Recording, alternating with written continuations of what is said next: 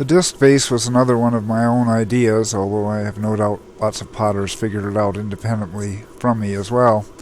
It's just a matter of making a couple of pie plate type shapes and sticking them together and sticking it up on its side. It came about as a result of someone asking once for a pot to put on their fireplace mantle, a rather narrow shelf, but they wanted a big vase to go on it. And it's kind of a fun thing to do once in a while.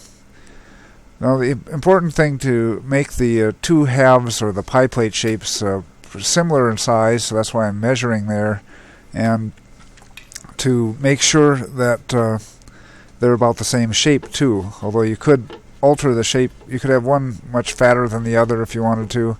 You could even make a shape like a donut shape if you wanted to have a hole in the middle of it for variety. There are a lot of things you can do when you're thinking about just making a big flat disc shape.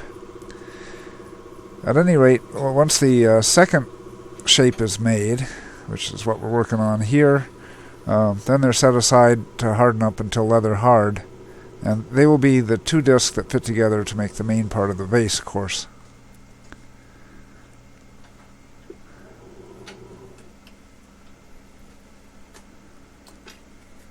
You want the rim to be very smooth and flat, since they do have to fit together when they're leather hard.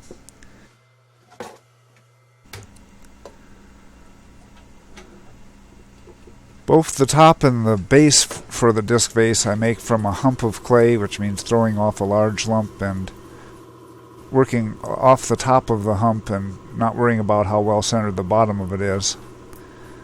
This is a fairly small hump since I'm not making very many of these things. You start with a thinning pot going down inside, thinning out. This is going to be the top part first. It's just like the bottom of a goblet pretty much.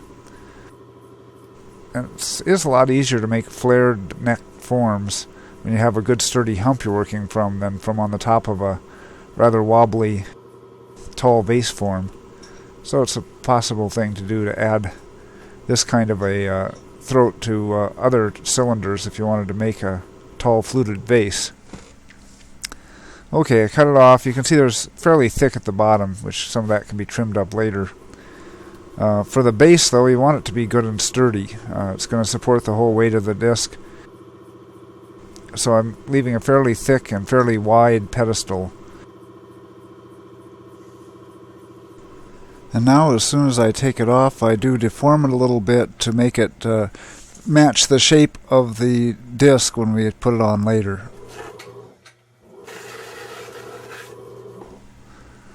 That is the top that'll become the bottom, as you'll see on the next day. So you wanted to flatten that out. Okay, this is the next day now, and you have to trim off the parts of the disc. You want a nice rounded shape for that. And I didn't use any water for this. I might as well have, because that part's going to get stuck together anyway, but if you can get by without it, it just saves a little bit of time to just stick it down there, I guess.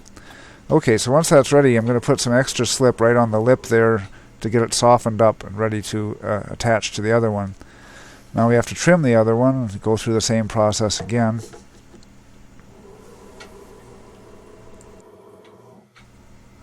Now this second one, I don't bother to take the clay off of the bat. I use that to attach the two together, so I left that on there.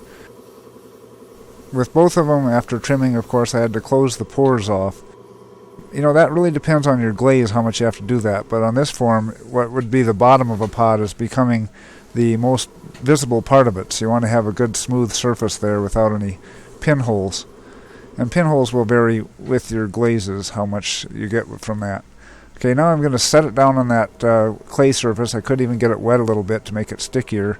Center it, put some more slip on, and compress the two together. First you set it down lightly, get it well attached, and then it's a matter of applying pressure right there at the joint with your fingers to get a good tight seal between the two parts.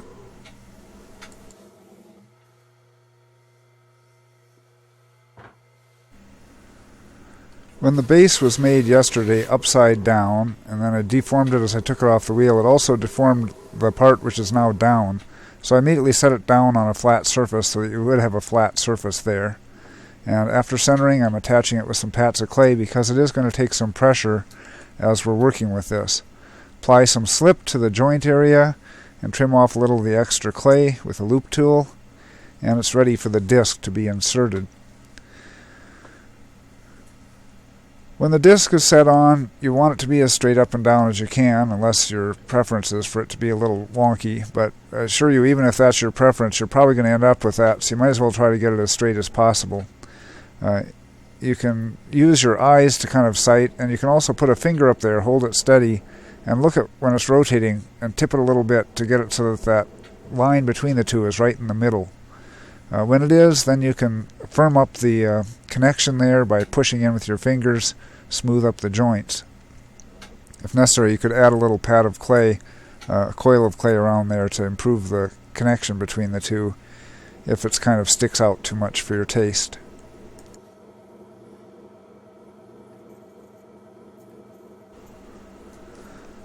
Now we use a needle tool to mark a circle right at the top. It helps make sure that that is right in the middle on the top, in case you need to adjust it a little bit.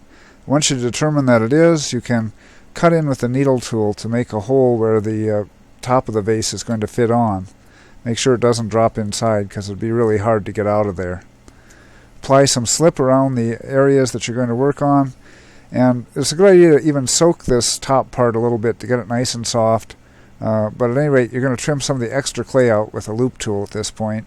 Add some slip to it too, so it will connect as well as you can, and it's ready to attach on to the pot.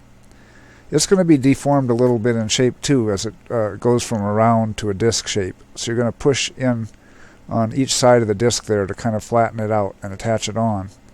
And you want to make sure it's straight up and down again for this part of it too. Most of the attention is on trying to get the joint good. You're going to want to look inside and make sure you don't see any rasty bits of clay showing down there where you cut through too as well.